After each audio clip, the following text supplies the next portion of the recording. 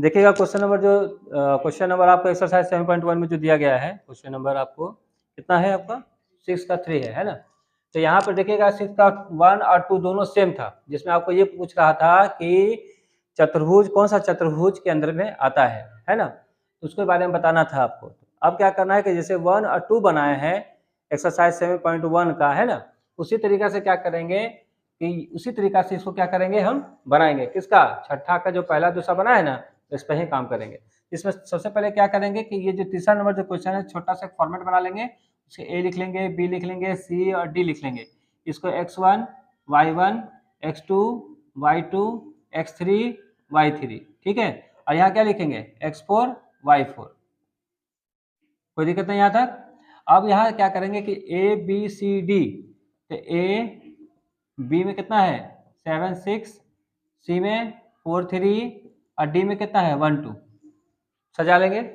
अब ये कह रहा है कि कौन सा चतुर्भुज है, पहले इसको निकालिए। तो पहले हम चारों भुजा की लंबाई निकालेंगे, फिर विकर्ण निकालेंगे, उसके बाद ये पता चलेगा, तभी हम बताएंगे कि कौन सा चतुर्भुज है चार चतुर्भुजों में से, ठीक है। तो सबसे पहले हल लिखेंगे, यहाँ लिखेंगे माना कि चतुर्भुज ए बी सी डी में, है ना। अब लिखेंगे क्या, ए का निर्देशांक,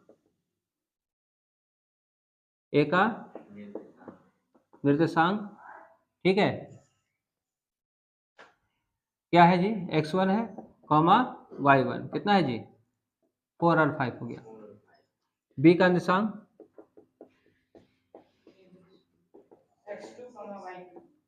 x2 कॉमा y2 कितना हो जाएगा 7 6 हो गया।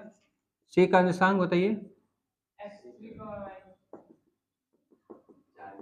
x3 कॉमा y3 कितना हो जाएगा 4 और 3 हो जाएगा ना। और d का निर्देशांक x4, कूद रहा है जी तुम, इतना अच्छा सवाल लग रहा है कि इसमें कूद रहा है, नहीं कूदना नहीं ज़्यादा, ठीक है। तो बात यहाँ ध्यान दो। अब यहाँ पर हो जाने के बाद क्या है, क्या लिखेंगे, आप सभी भुजाओं की लंबाई निकालेंगे, इसलिए ए बी भुजा की कुल लंबाई के लिए, ठीक है। अब यहाँ क्या है कि ए बी का फॉर्मूला बैठा देंगे, रूट अंडर बताइए जी, ए x1 है और ये बी x2 है, x1 माइनस x2 का whole square plus y1 minus y2 का होल स्क्वायर। आप बताइए तो जरा, x1 कितना है, x1 4 हो गया, 4 हो गया, माइनस इसका फॉर्मूला वाला x2 कितना हो गया 7 हो गया होल स्क्वायर प्लस, अब बताइए y1 कितना है 5 है ना, और उसके बाद कितना है 6 हो गया। अब यहाँ देखना है कि A B equal to root under, इसको घटाओ जी, 4 3 7 होता है, तो -3 हो जाएगा, होल स्क्वायर हो जाएगा। इसमें बड़ा कौन है, इसमें बड़ा आपको साइन में -6 है, तो घट जाएगा तो -1 हो जाएगा, ठीक है। क्योंकि 9 हो जाएगा और ये कितना हो जाएगा 1 हो जाएगा, तो रूट अंडर कितना हो गया 10। अब रूट में ही सबको निकाल के दिखाना है, ठीक है। फिर भुजा, फिर लिखिएगा बी सी भुजा की कुल लंबाई के लिए, है ना।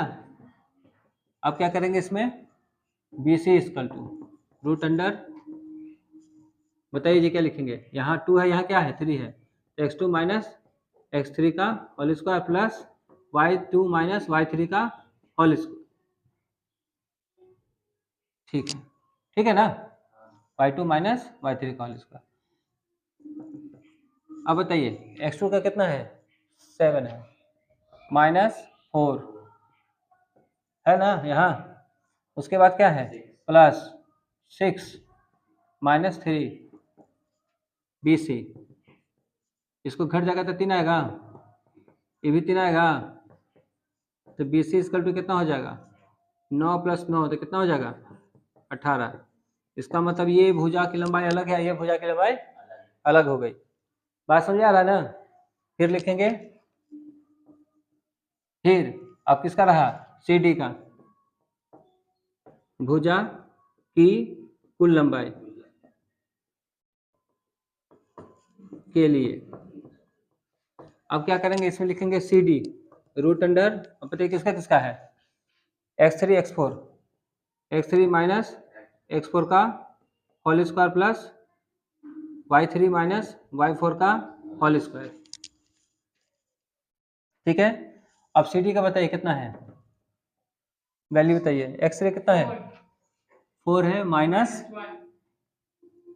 1 हो गया। ठीक है, उसके बाद तुमको क्या है, y3 का 3 माइनस 2 का होल स्क्वायर, सी डी यहाँ क्या हो जाएगा 3 और यहाँ क्या हो जाएगा 1, तो सी डी इसकल टू कितना हो गया, यहाँ 9 हो गया प्लस 1 हो गया, तो सी डी इसकल टू कितना हो गया, रूट अंडर 10 हो गया। इसका मतलब ये हो गया कितना हो गया, हम के को भुजा निकाल लिया भाई, 1 2 3, मतलब हम इसका निकाल चुके हैं, इसका निकाले, इसका निकाले, अब इसका निकालेंगे। फिर ए डी भुजा की कुल लंबाई, कुल लंबाई। ठीक है, तो ए डी का रूट अंडर लिखेंगे, तो यहाँ x1 है और यहाँ क्या है x4 है, x1 माइनस x4 का whole square plus y1 minus y4 का होल स्क्वायर। ठीक है, तो ए डी इक्वल टू, बताइए x1 कितना है, 4 माइनस कितना हो गया 1 का होल स्क्वायर, और उसका कितना गया 5 हो गया, माइनस कितना है 2 हो गया। ठीक है, तो यहाँ लिखोगे ए डी इक्वल टू हो जाएगा, ये हो जाएगा 3 का होल स्क्वायर, ये हो जाएगा 3 का होल स्क्वायर, है ना, 5 में से 2 गया तो 3 बचेगा। तो इस तरीका देखा जाए तो यहाँ 9 हो गया प्लस 9 हो गया, तो कितना हो जाएगा 18 हो जाएगा। तो इस तरीके से पता चला कि इसकी दो भुजाएं, जैसे यहाँ पर देखोगे कि 10 यहाँ है, 10 यहाँ है, 18 यहाँ आया, 18 यहाँ आया है। ठीक है, तो यहाँ तुम देखोगे कि 18 आ गया, इसका मतलब क्या हो गया, इसका मतलब ये हो गया कि 4 भुजाओं में से दो भुजा आपस में बराबर है। अब यहाँ दो भुजा तो आयत का भी होता है ना, क्या होता है, समांतर चतुर्भुज में होता है। तो यहाँ तुमको देखना है कि इन दोनों में से कौन सा चतुर्भुज, अब ये बताएगा कौन, तो विकर्ण, क्या बताएगा, विकर्ण बताएगा, वहां रख दो, विकर्ण बताएगा। ठीक है, कौन बताएगा, अरे कौन बताएगा, विकर्ण बताएगा, कहाँ खो जाता है तुमसे, है ना, तुम सपना अपना है जी, उधर ध्यान नहीं देना। तो पहले आप क्या निकालेंगे, विकर्ण निकालेंगे, क्या निकालेंगे, तो बोला करो, गुमसुम रखा तो कैसे काम चलेगा।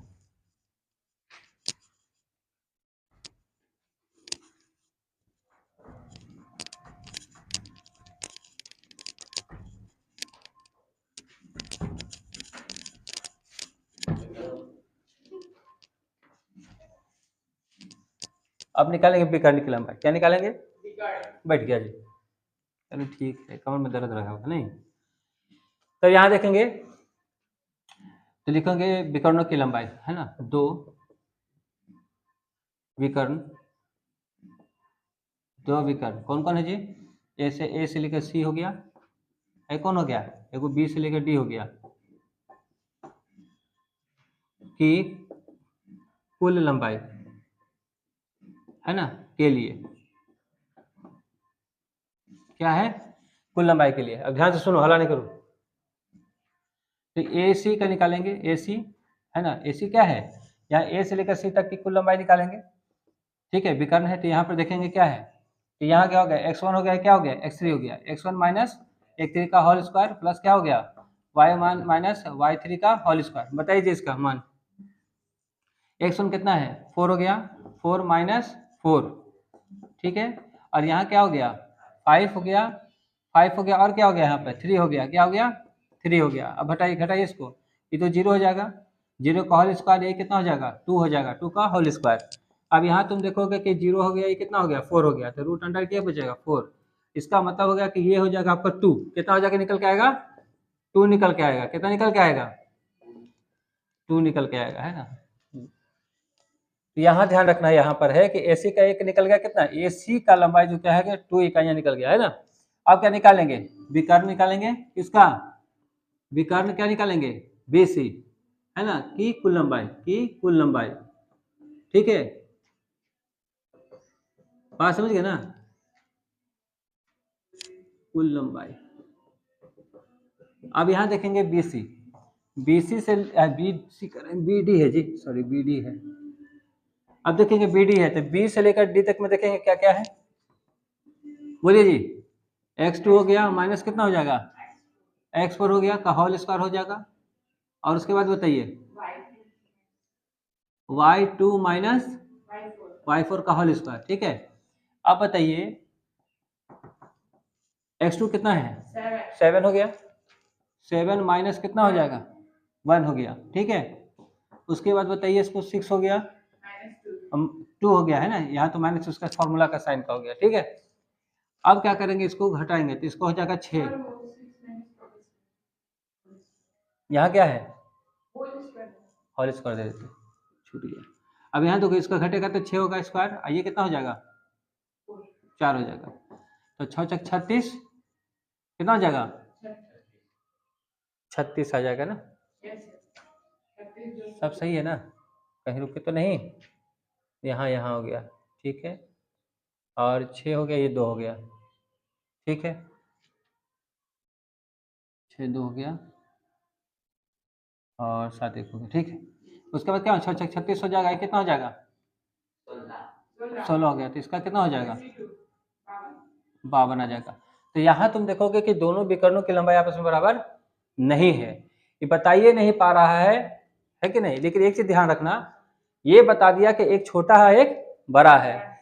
हम तुमको क्या बताए थे कि जब भी किसी चतुर्भुज में, यहाँ बता रहे थे क्या कि दो भुजाएं आपस में बराबर हैं, क्या है बराबर है। अभी कौन सा चतुर्भुज हो गया, तो हम बताए थे कि जिसके आमने सामने के भुजा बराबर हो और जिनका विकर्ण मिलता हो, क्या होता है विकर्ण मिलता हो, जैसे विकर्ण यहाँ नहीं मिल रहा है ना, यदि विकर्ण मिलता हो तो उसको आयत कहते, और नहीं मिल रहा है तो उसको समांतर चतुर्भुज कहेंगे। तो इसका मतलब विकर्ण नहीं मिल रहा है, तो इससे पता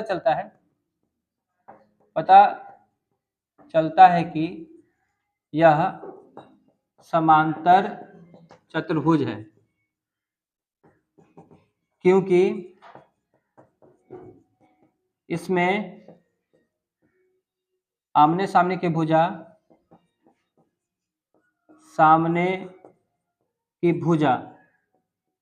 बराबर होती है और विकर्णों की लंबाई